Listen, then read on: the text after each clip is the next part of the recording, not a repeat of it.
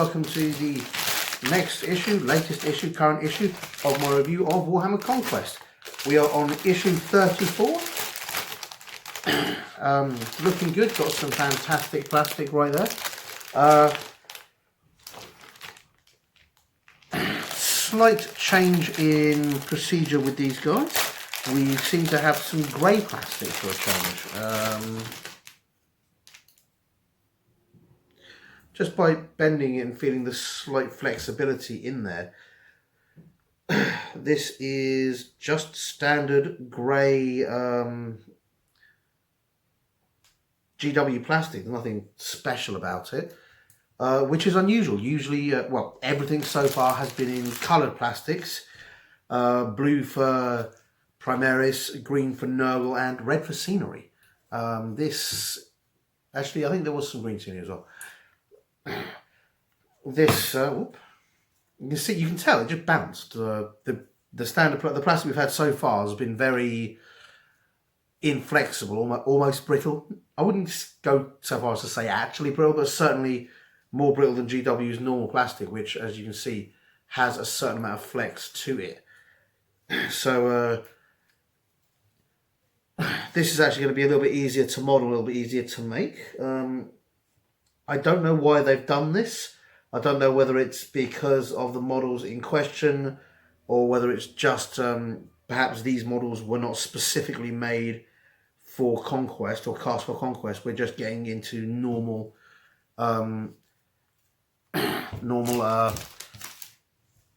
casting models being included. There you go. You can see, as always, we've got some fantastic detail work there. Very beautiful, and at the same time very disgusting, which is exactly what you want from Nurgle. Keep an eye out. At the end of this video, this sprue is going to be given away. It'll be a little competition, as is always the case when I get Nurgle stuff. Also, just a random thing, as with any YouTuber, I'm always looking to get more followers, not because I make any money. This is free, and I do this, I don't make any money for this. I'm never going to charge people for this. It's always going to be a free thing that I do, but it does validate me as a person. Little bit of damage to the magazine. If I just hold it up to the light, you can see there's a few little pinpricks there from the sprue, but nothing particularly bad. I don't think it's going to ruin your enjoyment of the magazine. Oh, that's a beautiful picture. Right, well, first things first, we have the front page, Ian, our spiritual liege. Signature there as always. And then on to the good stuff. Malignant Plague Casters. This is a beautiful painting. Really nice artwork, really nice, vibrant and bright colours. I really like this. A lot of the Nurgle stuff tends to be done in browns and in greens, just because it's very easy to do it that way. It's worth remembering that human organs and animal organs, and particularly Xenos organs, and there's no reason why Xenos can't follow the Plague God as well, can be all kinds of different colours, from greens to reds to browns to vibrant purples. So there's really no, and in addition to that, when they get infected, when they get covered in diseases, they can go all kinds of colours. The Black Death being famous because it caused, actually, slight history lesson I'll go into in a minute, but the bubonic plague being particularly known as the Black Death on occasion because it filled Bubos with a black pussy fluid. Random fact, bubonic plague, Black Death, not the same thing. Turns out a few years ago, a couple of historians went through, speaking to a couple of doctors, and the doctor said, the bubonic plague, where you get all these Bubos and the Black Death, and the historians went, what? And they went, with the Black Death, where they held the Bubos and they wiped out Europe, and the historians went, that's not the symptoms of the Black Plague. He said, that's not the symptoms of the Black Death. And the doctors went, yeah, it is the Black Death, bubonic plague. And the historians went, well, whatever the symptom that is, those aren't the symptoms of the Black Death. Bear with me a second, I'm just going to deal with my... Maxie. You come sit with Daddy. And it turned out that ring-like rashes, sneezing, and death were the symptoms of the Black Death. And out of 500 historic cases, only 5 of them shared. Yes, Maxie? Maxie, I'm recording a video.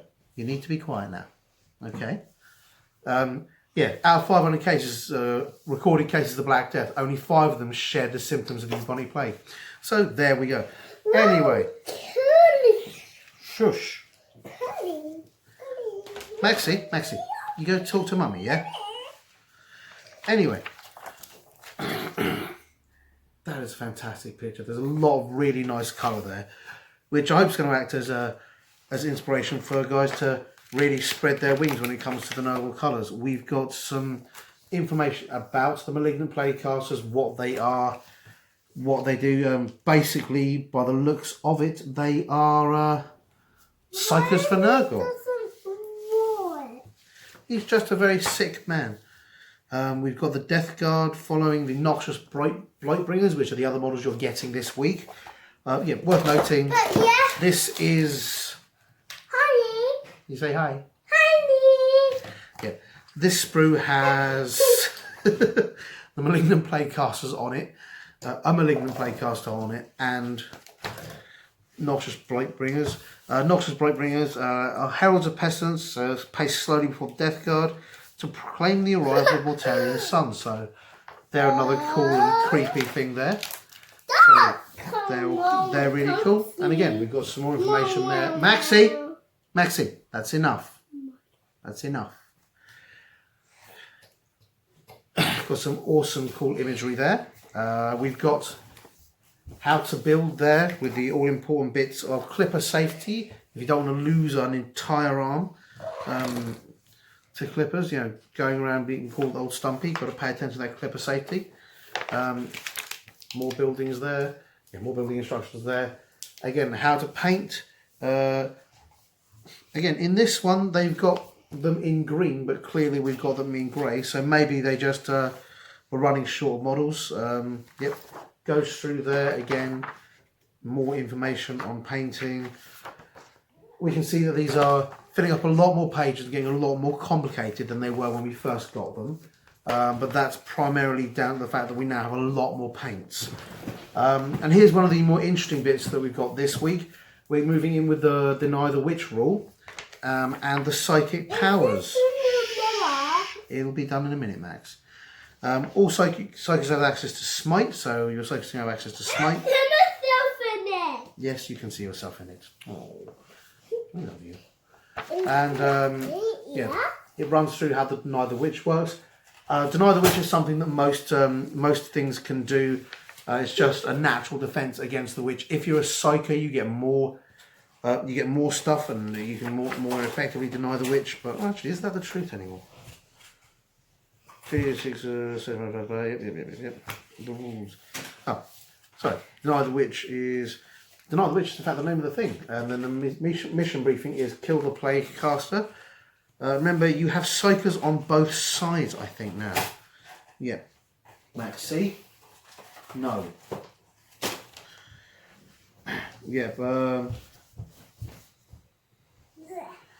Noxious Blightbringer. Yep. Your Noxious Blightbringer is Psyker. Tosses of Misery. Oh, no, your Noxious Blightbringer isn't a Psyker. He's got special abilities, and then you've got your Malignant Plague Caster, who has a Smite and various other things. But your Noxious Blightbringer here subtracts 1 from the leadership. If it's a Psyker, subtract 2 instead. So you're a bit of a gap in the recording there. Sadly, something got knocked out by somebody, not naming any tiny names. So the power supply to my phone was disconnected, and it was low on battery. Yeah, basically, as I was saying, the Noxious Blightbringer affects Psychers, and the Malignant Plague Caster is a Psyker. And if you look at the armies on here, you're including the Noxious Blightbringer, the Malignant Plague Caster, and the Primaris Librarian. So this one's going to be a very Psyker heavy battle. So that's going to be a lot of fun. It's going to be a great way for you guys to learn psychic powers. That's going to be fantastic. And as always, the stats on these are one-sided, so you can slip them into your folder and basically have yourself a mini codex. And the final bit that a lot of people look forward to. What have we got coming up in the next few weeks? Ooh, this is weird.